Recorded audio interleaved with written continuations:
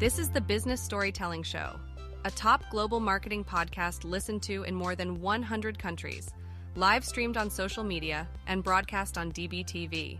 Christoph Trapp chats with industry leaders to help your company tell better business stories. Here's today's episode.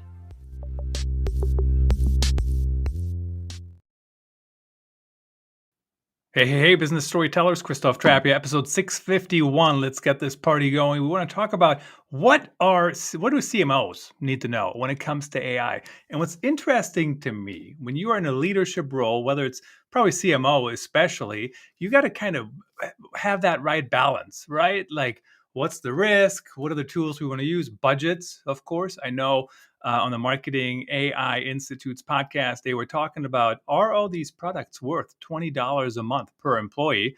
And I think the ones I'm using, they're definitely worth the $20 a month. But it's certainly, you got to kind of balance all those different things. So I'm super excited to talk to Shawn Goodin today. He and his team, they put out the AI Playbook for CMOs. And certainly you can see him on LinkedIn talking about that topic right and left, but super interesting to think about what's important. How do we maximize performance? How do we keep the budget under control? Because before you know, have you seen that meme? Maybe, a startup. Are we making any money right now? Well, we are making money, but we're also spending 140,000 or whatever on software tools, or maybe more, depending on what stage they're in. So you got to find that right balance. Really excited to have this conversation.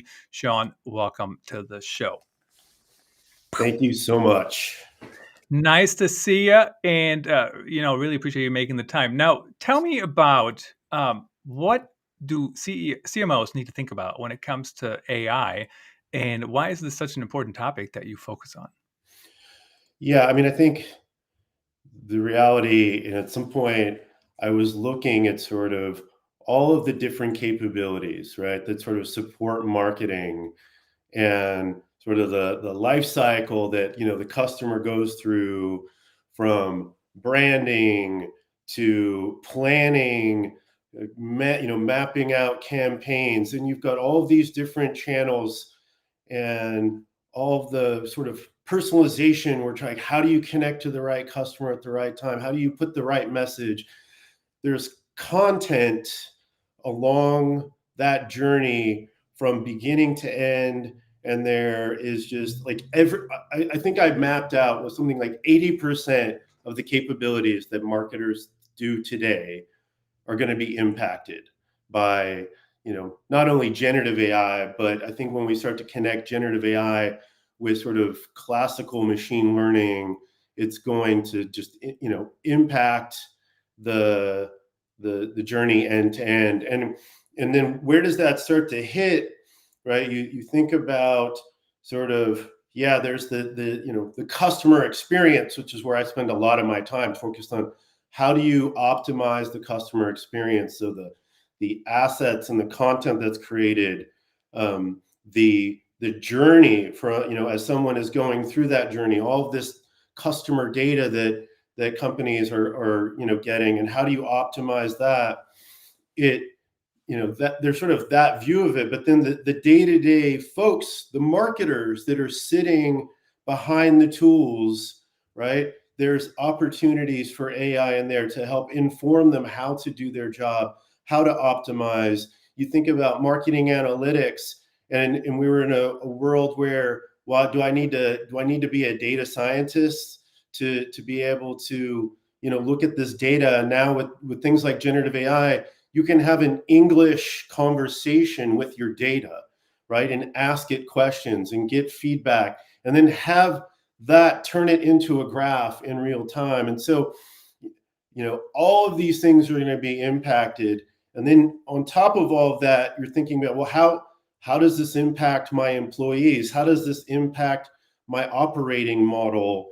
And then, the question that everyone's asking, like, I always kind of say, like, people say, should we be, sort of cautious and scared of what's coming, or should we be excited? And the answer is yes, right? Like to not do and have both of those mindsets hand in hand would not be responsible. So I think this is gonna impact everything that that marketing is doing. So It's just kind of very interesting to me. I mean, it's like how much. I mean, there's like a certain level of this will happen no matter what you do, right? Like there is changes coming, and it will affect everybody, whether we're going to do anything or not. And then we have the changes that affect us because we're taking some action, right? Sometimes positive, sometimes negative. I mean, I'm thinking about. I mean, I was working on a team not that long ago, maybe 5 years ago, and they were still using, like, they were walking their articles on paper to another person to edit. And Mm, I thought that was like, I'm like, I thought that was a workflow that was like outdated 10 years ago, but they were still doing it mm, because they could, right? Because in their world, it still worked, or at least they thought it to still work. mm. So some things you can just kind of hang on to, but maybe you don't necessarily have to change. But what are some of these things that they will change, they will impact people, and then maybe after that, I'll come back and I'll give you some examples on some of the things I've done just because I've chosen to make the change today. Sure. Yeah. So, I mean, you know, one of the ways that, you know, Cap and, the our team has been thinking about this is like, sort of, how do you start to frame sort of the evolution of this, right? So having a bit of a framework is helpful. And I think today we're sort of in this like phase one of like sort of a three-phase horizon. And in phase one, we are, sort of a lot of point solutions. Marketers have been impacted by the fact that, if you look at, Scott Brinker's MarTech landscape and how the amount of technology, 11, 12 years ago, we had 150 platforms and now we've got 10,000, right? And every one of those vendors is thinking about ways that they can leverage, AI and generative AI in their platforms. and and so how do you assess that, right? But I think rather than getting like, kind of like, let's have the end in mind, but we need to be in a state right now where we are, learning these tools, getting our teams involved in just the basics of, what is a prompt, how do you write prompts, how do you write good prompts. And so I think getting your employees in a place where they are touching these tools in a very low risk way is sort of paramount. So we sort of, so if phase one is this, how do we start, sort of working with point solutions, not out there like, not a lot of companies are going to go build their own models. They might, tweak models or train them for specific uses. But I think what we're going to find very quickly is once we've started sort of putting some point solutions out there, we're going to get to a place where, well, if I have AI in 10 different MarTech platforms, that's helping me with social media marketing content, and then email marketing content and web personalization, and I have a chat bot, at some point there needs to be an architecture. And so I kind of think of phase two is we're going to start to, build an architecture that allows us to put our brand standards into, to put the types of like ways that, prompts, like prompt libraries will be a thing. and and then as you build, sort of, and then how do you connect all of this data that you have in your organization in? So building that sort of architecture is going to allow us to take all those point solutions and chain them together into, sort of more holistic solutions, and have some sort of guardrails and a trust layer that gives, the organization and your customers some understanding that, this technology is being used safely and responsibly. And then I'll just say, like, I think phase three, and we see a few organizations starting to think this way, but it's like AI is the operating system for your company. And I think the Publicis Group actually, put out a really interesting sort of strategy around this with what they're calling core AI. And I think, a lot of organizations that are very future focused are going to, sort of be thinking in that direction. But we have to get back to like, what do we do today, and how does this, how do we get started? And this isn't a wait. I think in the CMO playbook, we see that it's definitely dropping, but for I mean, even just a year ago, there was still a significant amount of CMOs that were, I'm going to wait and see. Well, we're not in a wait and see anymore, right? There's a very small contingent of leaders that feel like they can be in a wait and see, but the question is well, how do I get going?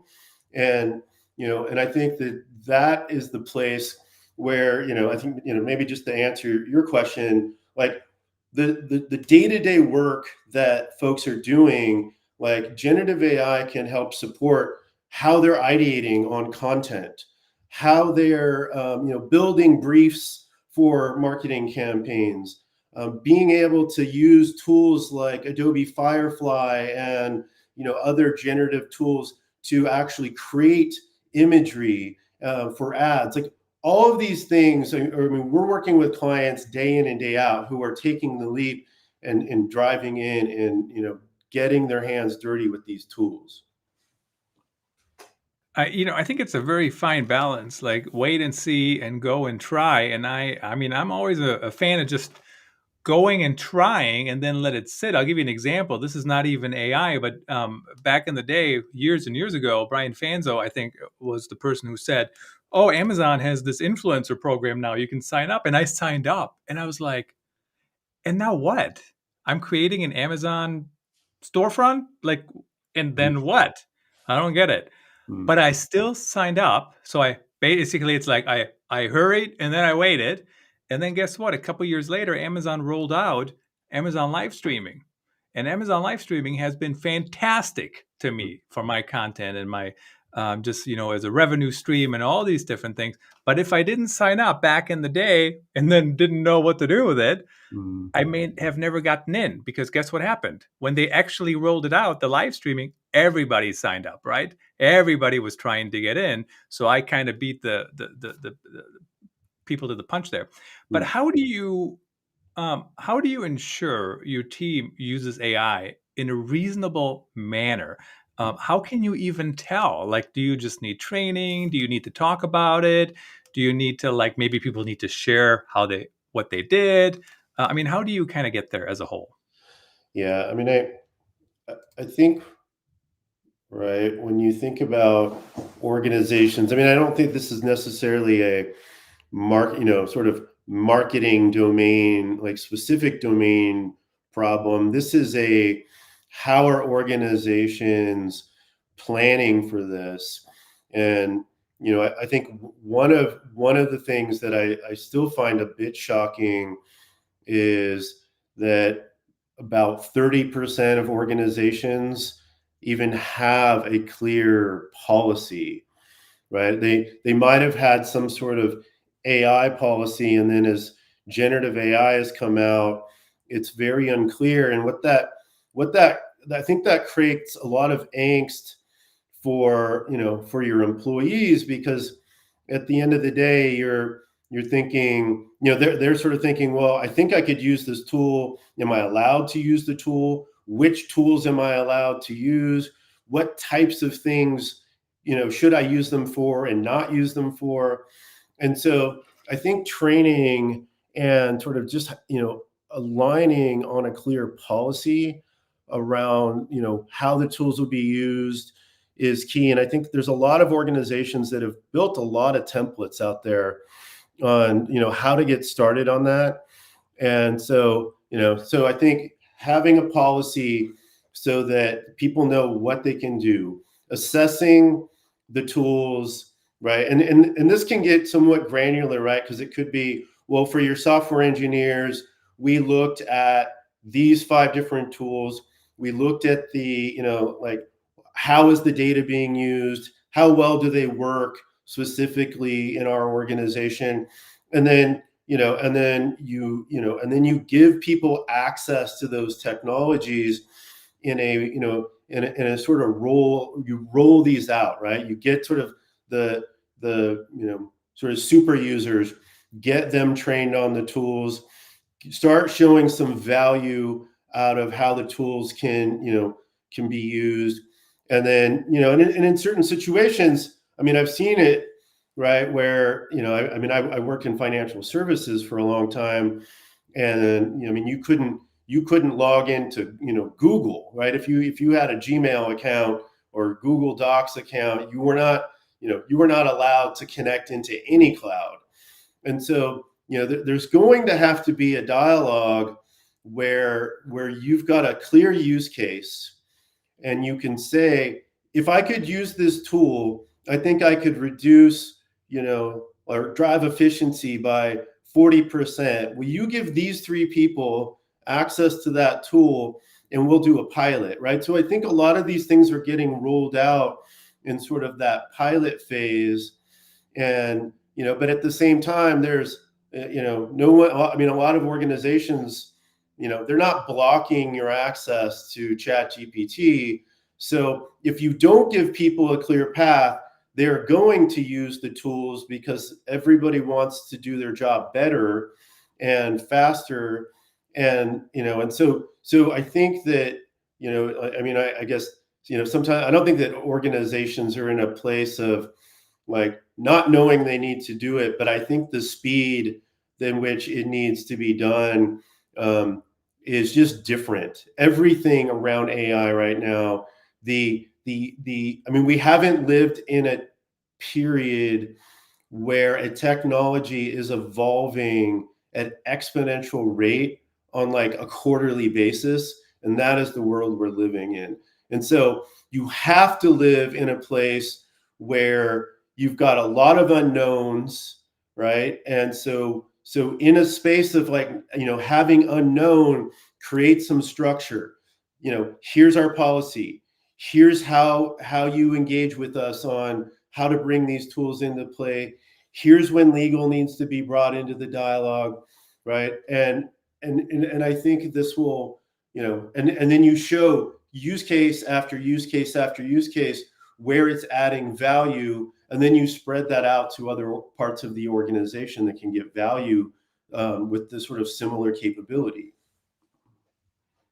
I mean, maybe I can take a moment to pick on policies, and I don't know if I've seen all that many policies in my lifetime that are actually very clear. A lot of policies, they try to be clear, right? And they try to cover the company. I mean, that's ultimately what a lot of policies are for. They're trying to cover them, but sometimes they're wishy-washy. So let me kind of circle back to the social media when that all started out, right? I mean, I saw policies that said things like, "Don't do this and don't do that," and whatever the this and that was. By the time the policy was out for 2 months, that thing was already dead in the water. Nobody was even doing that anymore, or that network was already gone. So it's like, how do you even write an AI policy to keep up with the changes? Like, how do you not, like, how do you stay at a high enough level, but you don't go so high that it's just like esoteric, but you don't go so low that it's so specific and it's going to be outdated in a week? Sure. And I mean, and I know, like, I mean, I'm not a lawyer. So, I know, I mean, when I think about sort of the value of, sort of what a policy needs to bring, or what are the principles in which we want to use this technology, right? And I think that it sort of, you know, policies do not control, right? They give people a a framework.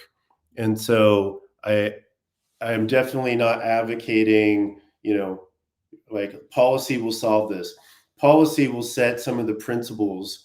And so when you think about, like, like, do not put, do not put personal, company information or client information into into a platform like a large language model, right? Like this because that, education comes with this, because that information is now leaving your walls and being put into the world of the internet. And so this is where once you understand that, and we say we have created a way in which you can use large language models by upload that information into our approved platform, and then and now it's in a safe space, and then now you get the power of a large language model without the risk and and sort of making sure that your company data or your client's data is staying safe. And so that's where sort of this hybrid model or this architecture starts to get into play. And so we just have to be real. I think education is going to be key to people understanding how these tools work and what's happening when you're having this interaction with that data. And then there's that's the input of data. Then there's the output and what comes out, and how, like, having some principles again around, if anything that comes out of AI, you need to look at. You should never think that this is something that you can just take and use it internally or use it with a client of yours. You need to vet it, right? And then you need, like, policies can also drive how transparent are we going to be around, okay, whenever we use these platforms, we are going we're going to share that the platform was used. And I think these are the conversations that people are having.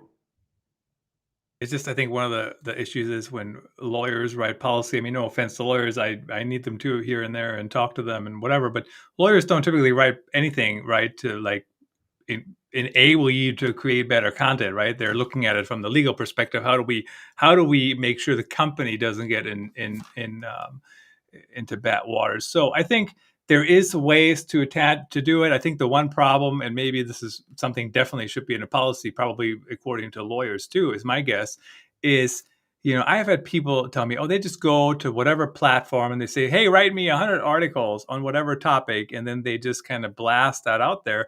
Has no uniqueness. It's just like, who knows where the stuff comes from. So that is not good use of AI, right? But like what we're doing here, I would argue, is good use of AI. We got this podcast. Now you can edit a podcast with Right. AI. Like, it literally takes out the filler words. I don't have to do anything. Not that I would do that anyways to begin with. Then I can put a transcript in Otter, just happens automatically. I can use Opus for clips. It picks the best ones. Usually it's pretty close, but I still have to do some work. Now, I know we could talk about this for 2 more hours, but we are on time because we do run on dbtv.tv if you want to check them out. Shawn, really appreciate you coming on the show. 30 seconds. Tell us, how do people connect with you? Who should reach out? Yeah, anybody that really wants to, learn more about how marketing can get the most out of AI, connect to me on LinkedIn, or you can reach out to me at shawn.goodin@capgemini.com.